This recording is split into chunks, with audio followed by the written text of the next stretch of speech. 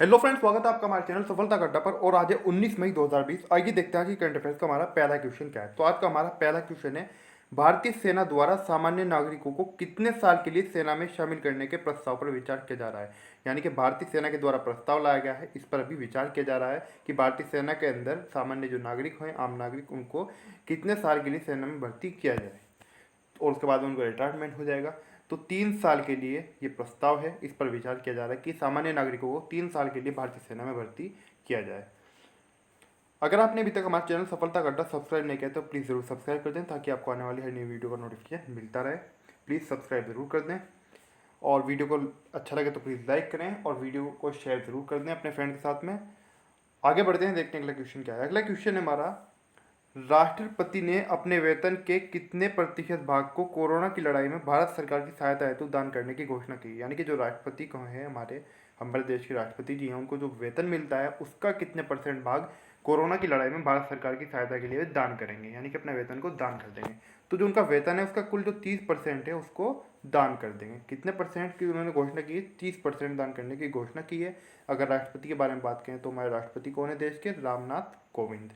आगे बढ़ते हैं, देखते हैं अगला क्वेश्चन क्या है। अगला क्वेश्चन है हमारा, अंतर्राष्ट्रीय संग्रहालय दिवस कब मनाया जाता है। तो अंतर्राष्ट्रीय संग्रहालय दिवस ये प्रत्येक वर्ष 18 मई को मनाया जाता है।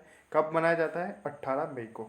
और इस दिन क्या होता है? इस दिन हमारे देश भारत के अंदर जो जितने भी संग्रहालय, सभी जो म्यूजियम हैं, उनको निःशुल्क प्रवेश के लिए खोल दिया जाता है। इनके अंदर जो प्रवेश होता है, जो एंट्री होती है, वो निःशुल्क होती है, यानी कि बिल्कुल फ्री में उनके अंदर एंट्री होती है। ठीक है, इस बात को आपको याद रखना है। भारत के सभी संग्रहालयों को निःशुल्क प्रवेश हेतु खोल दिया जाता है।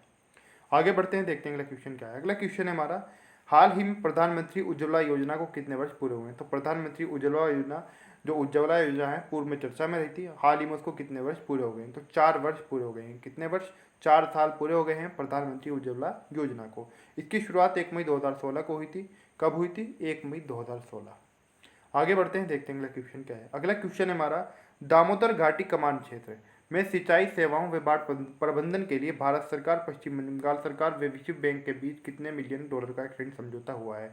एक ऋण समझौता हुआ है, याद रखना है। किस किस के बीच? भारत सरकार, पश्चिम बंगाल और विश्व बैंक, इन तीनों के मध्य। यानी कि जब विश्व बैंक के साथ समझौता कर रही थी पश्चिम बंगाल सरकार, तो जाहिर सी बात इसके अंदर भारत सरकार का भी हस्तक्षेप होता। तो दामोदर घाटी कमान क्षेत्र को लेकर उसकी सिंचाई जो सेवाएं हैं और बाढ़ प्रबंधन व्यवस्था है उसको लेकर ये समझौता हुआ है। तो कितने ऋण का समझौता हुआ है, यानी कितने मिलियन डॉलर का समझौता हुआ है? यह हुआ है 145 मिलियन डॉलर का। कितना? 145 मिलियन डॉलर का ऋण समझौता हुआ है। अच्छा, यहाँ पे बात आई है विश्व बैंक की, यानी कि वर्ल्ड बैंक की। वर्ल्ड बैंक की बात करें तो इसकी स्थापना जुलाई 1949 में हुई थी और इसका मुख्यालय वाशिंगटन डीसी में स्थित है। अच्छा, बात करें अगर हम पश्चिम बंगाल राज्य के बारे में, तो राजधानी कोलकाता है। मुख्यमंत्री ममता बनर्जी हैं, तृणमूल कांग्रेस की यहाँ पर सरकार है और जगदीप धनखड़ हैं यहाँ के राज्यपाल।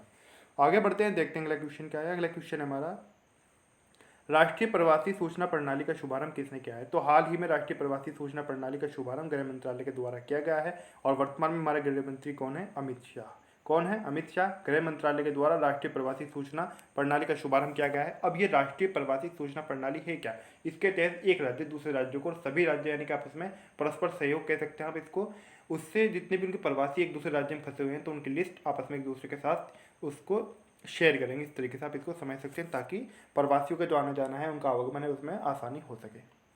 आगे बढ़ते हैं, देखते हैं अगला क्वेश्चन क्या है। अगला क्वेश्चन है हमारा, अंजुम मोदगिल को राजीव गांधी खेल रत्न व कोच जसपाल राणा को द्रोणाचार्य पुरस्कार लिए किसने नामित किया है। तो द्रोणाचार्य पुरस्कार के लिए जसपाल राणा को हाल ही में दूसरी बार नामित किया गया है। इससे पहले भी इनको इसके लिए नामित किया जा चुका है। और राजीव गांधी खेल रत्न पुरस्कार जो होता है कि देश का सबसे बड़ा खेल रत्न पुरस्कार है, इसके लिए अंजुम मोदगिल को नामित किया गया है। किसके द्वारा? NRAI के द्वारा। यानी कि NRAI क्या है? भारतीय राष्ट्रीय राइफल संघ। किसके द्वारा? भारतीय राष्ट्रीय राइफल संघ के द्वारा इनको नामित किया गया है। अगर बात हम भारतीय राष्ट्रीय राइफल संघ की करें तो इसकी स्थापना 17 अप्रैल 1951 में हुई थी। कब हुई थी? 17 अप्रैल 1951 में। और भारतीय राष्ट्रीय राइफल संघ का मुख्यालय जो है, हेडक्वार्टर, वो नई दिल्ली में स्थित है। अच्छा, अगर हम बात करें राजीव गांधी खेल रत्न के बारे में, तो राजीव गांधी खेल रत्न पुरस्कार जो है देश का सबसे बड़ा खेल सम्मान है। ठीक है, और इससे ये भी क्वेश्चन पूछा जा सकता है आपसे कि देश का सबसे बड़ा खेल सम्मान कौन सा है, तो ये है राजीव गांधी खेल रत्न। इस बात को आपको याद रखना है। इसकी शुरुआत 1991-92 में हुई थी। कब हुई थी? 1991-92 में इसकी शुरुआत हुई थी। आगे बढ़ते हैं, देखते हैं अगला क्वेश्चन क्या है। अगला क्वेश्चन हमारा, किस देश ने विरोध में झंडे जलाने पर प्रतिबंध लगाया? यानी कि आप कोई प्रदर्शन कर रहे हैं, किसी सरकार की बात से असहमत हैं, आप विरोध करना चाहते हैं, तो उसके लिए झंडे जलाने पर प्रतिबंध लगा दिया है जापान ने। किस देश ने लगाया है? जापान ने प्रतिबंध लगाया है। जापान की बात करें तो राजधानी यहाँ की टोक्यो है।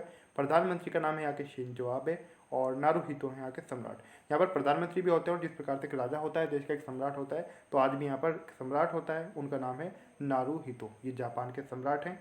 आगे बढ़ते हैं, देखते हैं अगला क्वेश्चन क्या है।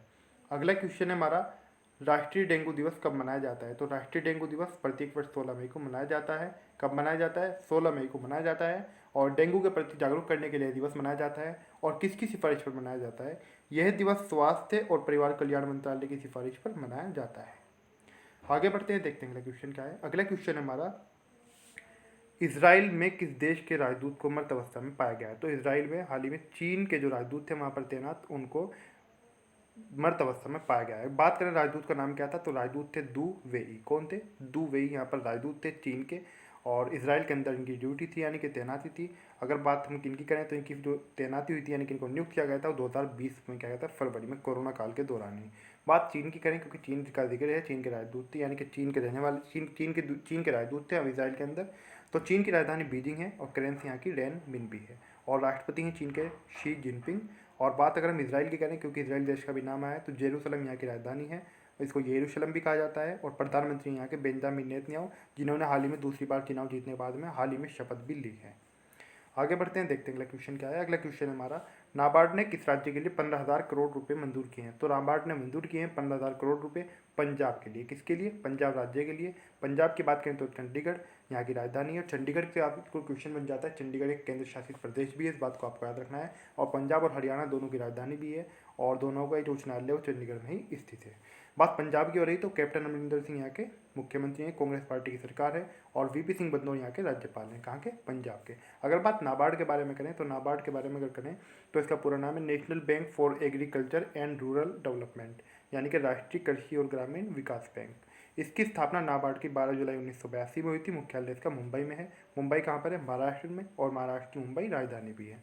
आगे बढ़ते हैं, देखते हैं अगला क्वेश्चन क्या है। अगला क्वेश्चन है हमारा, चरण पादुका पहल की शुरुआत किसने की है? तो हाल ही में चरण पादुका पहल की शुरुआत मध्य प्रदेश सरकार के द्वारा की गई है। मध्य प्रदेश की बात करें तो शिवराज सिंह चौहान मुख्यमंत्री हैं, हाल ही में चौथी बार मुख्यमंत्री बने हैं। बीजेपी की यहाँ पर सरकार है, भोपाल यहाँ की राजधानी है। कहाँ की? मध्य प्रदेश की। और लालजी टंडन यहाँ के गवर्नर यानी कि राज्यपाल मध्य प्रदेश के। और बात करें कि अगर हम चरण पादुका पहल योजना है क्या, इसकी शुरुआत क्यों की गई है? इस अभियान के तहत नंगे पैर जाने वाले प्रवासी मजदूरों को उनके दर्द कम करने के लिए जूते और चप्पल प्रदान किए जा रहे हैं। यानी कि जो प्रवासी मजदूर हैं, पैदल जा रहे हैं पूरे देश के अंदर, वर्तमान में आप सभी जानते हैं इनके हालात क्या हैं, तो उसके लिए इनके पास चप्पल तक नहीं है, तो इनको जूते चप्पल सरकार के द्वारा इस अभियान के तहत प्रदान किए जा रहे हैं। आज की करंट अफेयर्स हमारी यहीं पर समाप्त होती है। वीडियो कैसा लगा प्लीज़ कमेंट करके ज़रूर बताएं। वीडियो अच्छा लगा तो लाइक और शेयर करना बिल्कुल भी ना भूलें। और अभी तक आपने हमारे चैनल सफलता का अड्डा सब्सक्राइब नहीं किया है तो प्लीज़ ज़रूर सब्सक्राइब कर